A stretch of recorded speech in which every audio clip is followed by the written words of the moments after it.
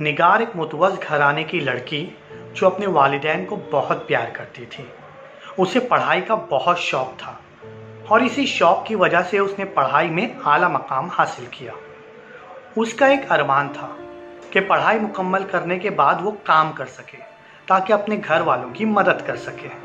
उसका भाई अभी बहुत छोटा था। उसने अपने वालिद से कभी भी इस बात का जिक्र नहीं किया। उसका अरमान दिल ही दिल में रह गया। एक अच्छे घराने से रिश्ता आया और तय भी हो गया। वो बहुत रोई। उसने अम्मी को अपने दिल की पूरी बात बताई। अम्मी ने सारा किस्सा अब्बा को सुनाया। अब्बा ने निगार को अपने पास बुलाया, प्यार किया और कहा, इल्म कभी ज़ाया नहीं होता। जिंदगी के हर मोड़ पर उससे रहनुमाई मिलती रहती है। वो वालिद के सीने से लगकर खूब रोई।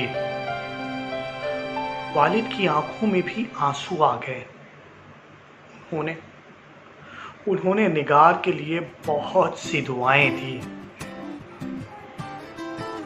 निगार की शादी एक अच्छे खानदान में तय पाई गई। उसका शौहर हाशिम नेक आमाल का इंसान और अच्छी कंपनी में मुलाजिमत करता था। मैं बारिश हो जाऊंगा, तुम बादल हो जाओगी, देख लेना देख लेना,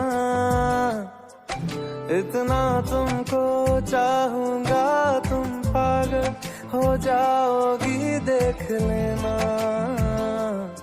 देख लेना।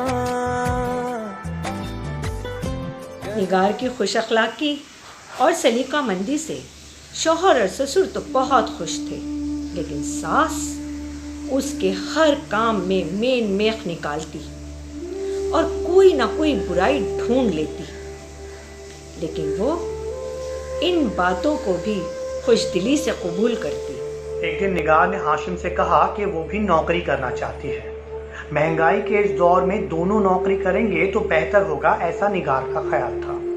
हाशिम ने पहले तो इनकार कर दिया, पर निगार के बहुत इसरार के बाद वो मान गया।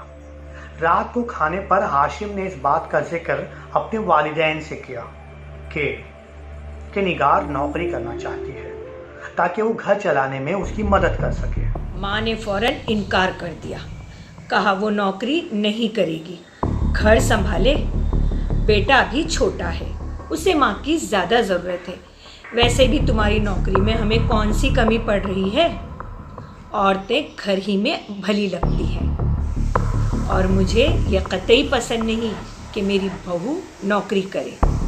बस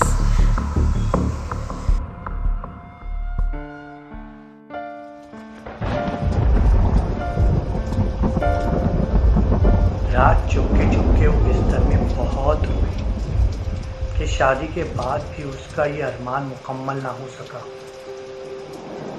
रोते रोते कब उसकी आंख लग गई उसे पता ही नहीं चला।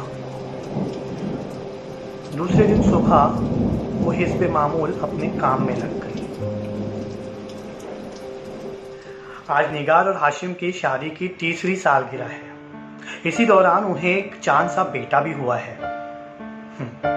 निगार ने हाशिम से पहले ही कह दिया है कि आज तुम जल्दी घर आ जाना। हाशिम के पसंद के अलग अलग तरह के पकवान भी निगार ने तैयार कर दिए हैं। निगार हाशिम का इंतजार करते घर में बैठी हुई है। लेकिन वो वक्त मुकर्ररा पर आए नहीं।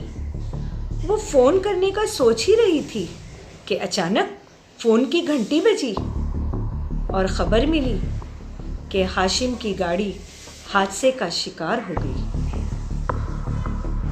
वो हवास बाख्ता हो गई। उसे समझ में नहीं आ रहा था कि ये खबर सास ससुर को कैसे देगी, पर खबर तो देनी ही थी। बहुत हिम्मत जुटाकर उसने सास ससुर को ये किस्सा सुनाया। तमाम घर के लोग अस्पताल पहुंचे। अस्पताल पहुंचकर उन्हें पता चला कि बहुत खतरनाक एक्सीडेंट हुआ है।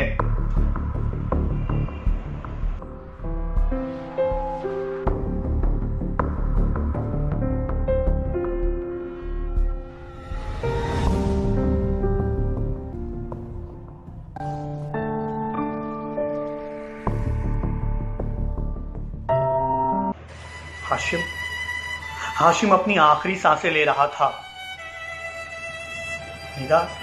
निगार दौड़कर उसके पास पहुंची। हाशिम ने निगार को देखा, फिर अपने अम्मी अब्बा की तरफ इशारा किया कि गोया कह रहा हो कि अब इनका सहारा तुम ही हो। और ये कहने के बाद हाशिम ने अपनी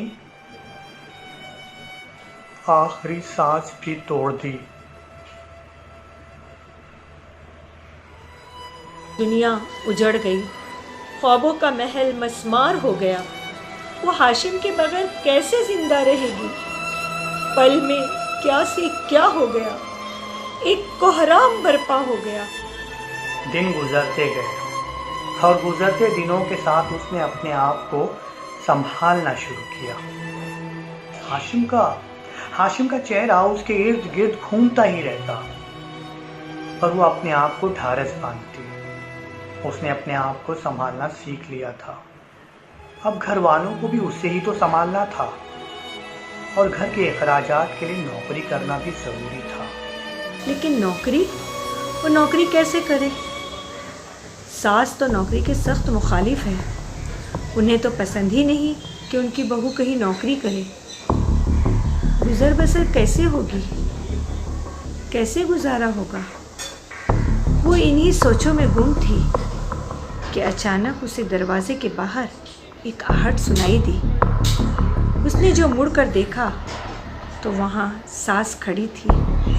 उसके हाथों में फाइल थी। ये फाइल हाशिम की कंपनी की थी, जिसका उसूल था कि अचानक कोई मुलाजिम फौत हो जाता है तो उसकी जगह पर किसी करीबी रिश्तेदार का तकर्रुर किया जाता है। वो फाइल उन्होंने निगार को थमाई और कहा, इस घर के लिए और तुम्हारे बेटे के रोशन मुस्तकबिल के लिए अब तुम्हें काम करना होगा।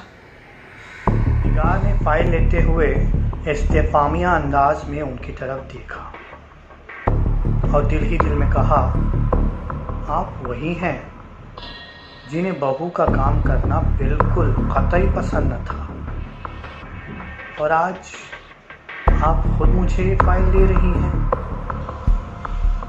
अच्छा, शायद आपकी गरज आपको ये करने पर मजबूर कर रही है। सास उसकी सवालिया नज़रों को समझ गई और खामोशी से दरवाजे से बाहर चली गई।